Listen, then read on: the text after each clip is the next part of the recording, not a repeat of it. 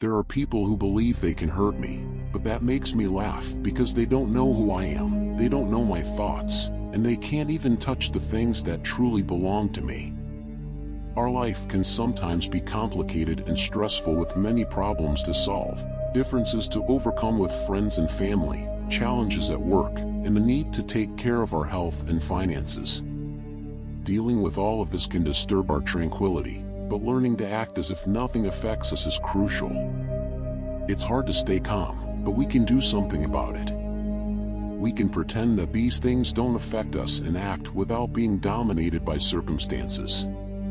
In this video, I will explain why it is so beneficial to be different and thus find more assertive solutions and answers to life's challenges. We would appreciate it if you could start by showing your support with a like.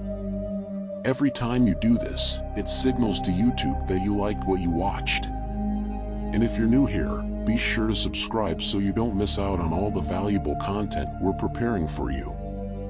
Epictetus believed that freedom was the most essential aspect of life. If we are controlled by people or external circumstances, then we are not free. Learning to master our emotions is essential. If we allow someone to irritate us or steal our joy, that person becomes our master, and we become their slaves. Achieving freedom is significant because once we are independent of these factors, we can be free both externally and internally, no longer subject to the influence of passions. We should do our best to free ourselves from external forces that seek to control us. Remember, you have the power to choose your behavior, just as Viktor Frankl, the Swiss psychiatrist who spent 3 years in a concentration camp, demonstrated that no one can steal our freedom. We can choose our attitude in any situation. Many contemporary psychologists claim that it is impossible to always feel happy in difficult circumstances, but this is possible for those who have worked on themselves and practiced techniques that help maintain calm, serenity, and joy in any circumstance.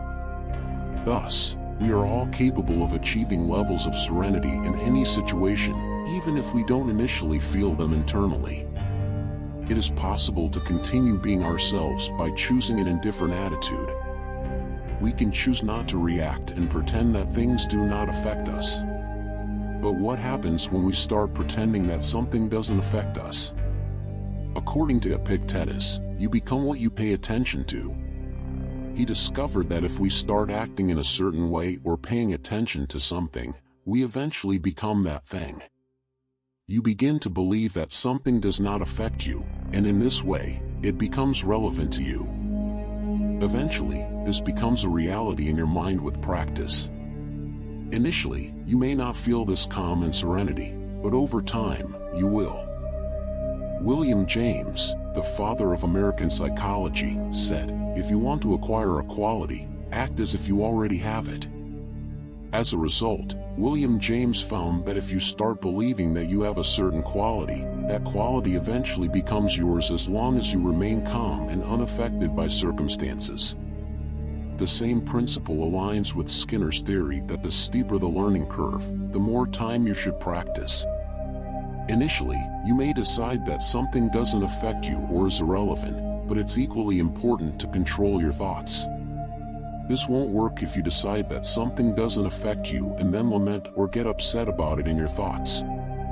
It's crucial to align your external behavior with a consistent internal thought pattern.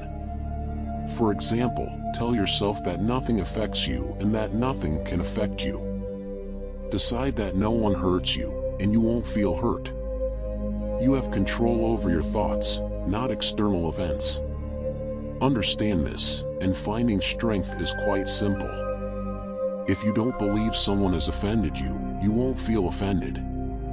Furthermore, for someone to offend you, you need to accept the offense. So, if you start telling yourself that no one can hurt you and that nothing can ruin your serenity, this will eventually become a fact. You will realize the power of this strategy if you can convince yourself externally that nothing affects you and then convince yourself internally that nothing affects you, that you are calm and vulnerable, and that you are immune to circumstances and what others say.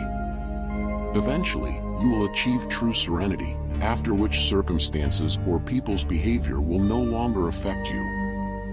You will be able to maintain composure and serenity.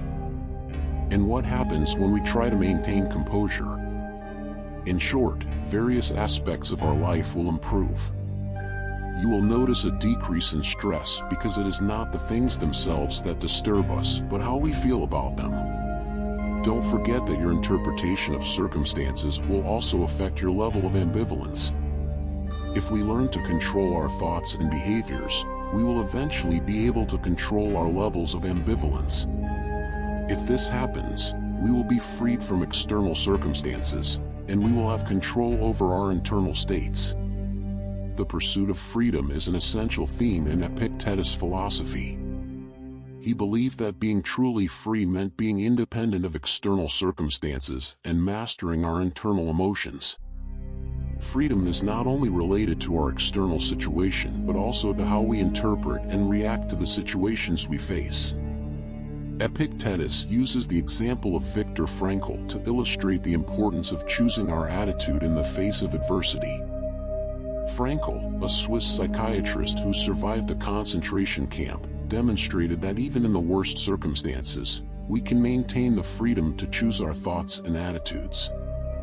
This inner freedom allows us to find meaning and purpose even in moments of extreme suffering. Serenity is also a skill we can develop. Epictetus suggests that we can practice emotional indifference by choosing not to react to the situations we face, by acting as if something doesn't affect us. Gradually, we become less susceptible to these emotional disturbances. This practice doesn't negate the importance of dealing with emotions, but emphasizes the need not to be dominated by them. It's a journey that requires effort and patience, but the result is true inner serenity. Epictetus emphasizes throughout the text the importance of controlling our thoughts and behaviors. He reminds us that we are responsible for our own reactions and emotions, and we can choose how we feel in the face of life's situations.